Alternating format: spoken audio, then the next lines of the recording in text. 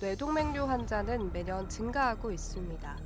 건강보험 심사평가원 자료를 보면 뇌동맥류로 병원을 찾은 환자는 2018년 11만 5,640명에서 2023년 18만 8,596명으로 최근 6년간 63% 증가했는데요.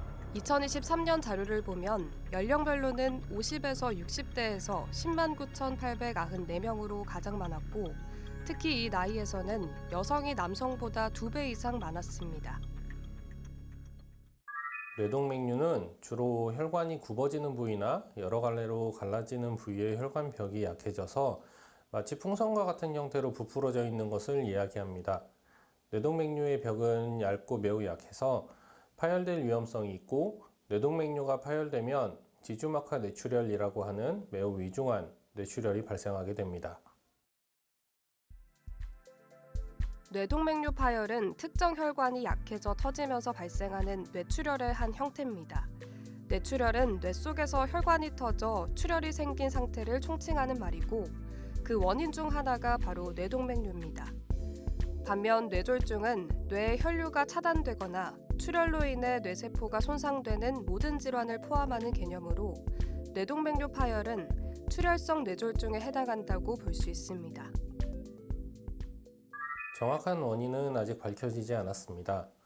일반적으로 혈관이 심하게 굽어지거나 여러 갈래로 갈라지는 부위에 잘 발생하는 것으로 보아 혈류가 진행하며 혈관벽에 가해지는 스트레스의 영향이 있을 것으로 보고 있습니다. 또한 흡연, 고혈압, 이전 지주막하 뇌출혈의 과거력 등이 뇌동맥류 발생과 연관이 있는 것으로 알려져 있습니다. 또한 두부 외상이 있던 환자나 유전적으로 혈관 기형이 있는 환자에서도 뇌동맥류의 발생과 연관이 있는 것으로 알려져 있습니다. 안타깝게도 뇌동맥류는 자연적으로 사라지는 경우가 매우 드뭅니다. 근본적으로 혈관벽이 약해져 생긴 구조적인 이상이기 때문에 자연 회복을 기대하기는 어려운데요. 오히려 시간이 지날수록 커지거나 파열 위험이 증가할 수 있기 때문에 정기적인 추적 관찰이나 적절한 치료가 필요합니다. 뇌동맥류 자체는 특별히 증상을 유발하지는 않습니다. 그렇기 때문에 뇌동맥류가 있는지 없는지는 뇌혈관 검사를 해보지 않고는 잘 알 수가 없습니다. 무엇인가 증상이 나타난다 하면 뇌동맥류가 파열되었거나 파열 직전에 이르러서 나타나는 증상일 가능성이 더 높습니다. 물론 60대 이상에서 뇌동맥류가 가장 많이 발생하지만 최근엔 40대부터 뇌동맥류 발생이 급격하게 증가하고 있습니다. 따라서 40세 이후부터는 뇌동맥류 조기 발견을 위해 건강검진 때 뇌 CT, 뇌 MRI 등을 추가하는 등 선제적으로 검사를 받아보는 것이 좋은데요. 만약 건강검진에서 뇌동맥류를 발견했다면 우선 당황하지 말고 발견된 동맥류의 크기, 위치, 모양에 따라 전문의의 평가를 받는 것이 중요합니다. 뇌동맥류가 발견되었다고 해서 급하게 치료를 해야만 하는 것은 아닙니다. 뇌동맥류의 크기, 위치, 모양 등에 대한 자세한 검사가 이루어져야 하고 이러한 검사 결과에 따라서 치료 방법, 시기에 대한 상의가 필요합니다. 하지만 뇌동맥류가 파열되어 발생한 지주막하 뇌출혈을 진단받은 환자의 경우에는 응급수술이 필요합니다. 뇌동맥류를 진단하기 위해서는 영상검사가 필수적입니다. 가장 기본적인 검사는 CT이며 뇌출혈이 의심될 때 빠르게 출혈 여부를 확인할 수 있습니다. 좀 더 정밀한 검사를 위해 CT 혈관 조영술이나 MRI, 뇌혈관 조영술 등이 시행되는데요.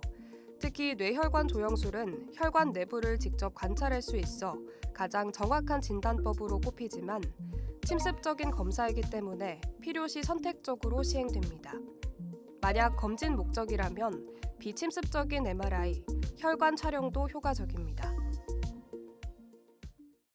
뇌동맥류는 풍선에 비유하면 가장 쉽게 생각할 수 있을 것 같습니다. 풍선이 더 커지지 않게 하기 위해서는 풍선의 입구를 묶어버리면 되는데요. 이와 같이 뇌동맥류의 입구를 클립이라고 하는 집게와 같은 기구를 이용하여 막아버리는 방법을 뇌동맥류 경부 결찰술이라고 합니다.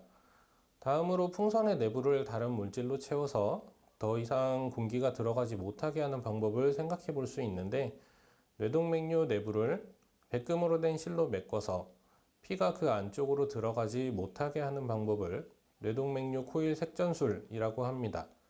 마지막으로 특수한 형태의 그물망을 이용하여 뇌동맥류 입구를 차단하는 혈류전환 스텐트 삽입술이 있습니다. 수술 후 대부분은 재발 없이 안정적으로 유지되지만 드물게는 재형성되거나 다른 부위에 새로운 뇌동맥류가 생기는 경우도 있습니다.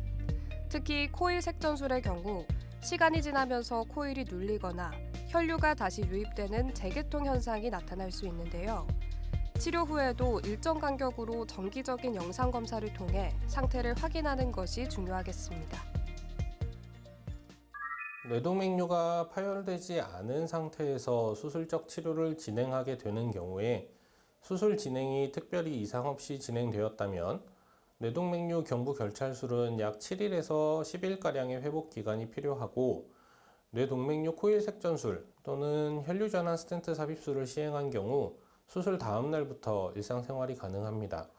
하지만 뇌동맥류가 파열되어 지주막하 뇌출혈이 발생한 환자의 경우에는 회복 기간이 최소 3주 이상 소요되며 예후는 출혈 정도에 따라 큰 차이가 나게 됩니다. 고혈압이 조절되지 않거나 동맥류의 크기가 크고 모양이 불규칙한 경우에는 파열 위험이 높기에 특히 조심해야 합니다. 감정적으로 흥분하거나 무거운 물건을 드는 등 갑작스럽게 혈압이 오를 수 있는 상황은 피해야 하며, 무리한 운동이나 변비로 인한 과도한 힘주기도 자제해야 합니다. 기본적으로는 기저질환에 대한 관리가 필요하겠습니다. 고혈압, 당뇨, 고지혈증과 같이 혈관 건강에 악영향을 미칠 수 있는 질환들에 대한 적절한 약물 치료가 중요하겠습니다. 또한 흡연, 음주와 같은 생활 습관에 대한 교정이 필요하겠습니다. 특별한 기저질환이 없으며 평소 건강한 사람도 뇌동맥류를 진단받을 수 있는데요. 뇌동맥류를 진단받았지만 아직 수술을 받지 않은 상태라면 갑작스러운 혈압 변동이 발생할 수 있는 상황에 대한 주의가 필요하겠습니다. 간단한 예로는 사우나에 들어갔다가 나와서 갑자기 냉탕에 들어가는 것과 같은 상황이 위험한 상황으로 말씀드릴 수 있겠습니다. 여기서 잠깐! 잘못된 의학 상식을 바로잡아 건강도 지키고 상식도 키우는 Yes or No. 뇌동맥류는 유전이라는데 사실인가요? 그럴 수도 있고 아닐 수도 있습니다. 정확하게 맞다 틀리다를 말하기는 어려울 것 같습니다.